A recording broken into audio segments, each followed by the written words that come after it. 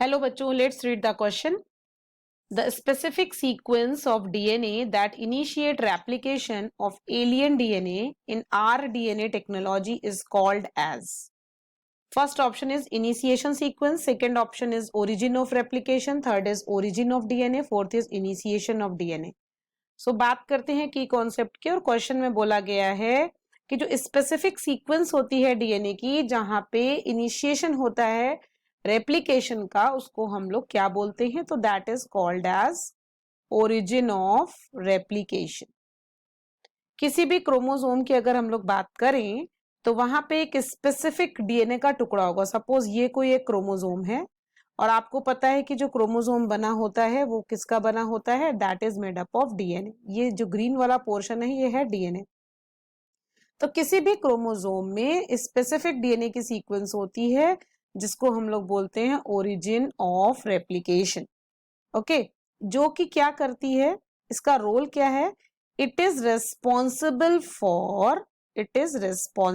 For initiating replication, responsible for initiating replication. तो होगा क्या, जब भी हम मल्टीप्लिकेशन करते हैं किसी भी एलियन पीस ऑफ डीएनए का किसी भी ऑर्गेनिजम्स में, तो वहां पे एक छोटा सा टुकड़ा जरूरत पड़ती है, एक स्पेसिफिक सीक्वेंस होती है उसकी। This is having a specific sequence और उसी को हम लोग बोलते हैं ओरिजिन ऑफ रेप्लिकेशन। और जब कभी भी हम डीएनए के किसी टुकड़े को इंसर्ट कराते हैं, सपोज मैंने जो आपको ओरिजिन ऑफ रेप्लिकेशन के लिए जो बात कही मैंने, दिस ओरिजिन ऑफ रेप्लिकेशन, ये जो ओरिजिन ऑफ रेप्लिकेशन है बेसिकली एक सीक्वेंस है जहां से रेप्लिकेशन स्टार्ट होगा। From here replication will start. From origin नाम से ही पता चल रहा है, from here replication will start by binding of polymerase. Replication will start और रेप्लिकेशन शुरू होता है, विल हियर स्टार्ट, और यूज कौन सा होगा एंजाइम? डीएनए पॉलीमरेज, क्योंकि जितना भी रेप्लिकेशन प्रोसेस है वहां पे हम लोग पॉलीमरेज एंजाइम को यूज करते हैं। तो चलिए बात करते हैं इसके ऑप्शंस की।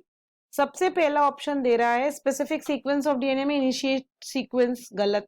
Origin of replication, B option जो है इसका ओरी, जिसको हम लोग ओरिजिन ऑफ रेप्लिकेशन बोलते हैं, ओरिजिन ऑफ डीएनए, ये भी गलत है। इनिशिएशन ऑफ डीएनए, ये भी गलत है। So B is the correct answer. Hope you understood well. Best of luck.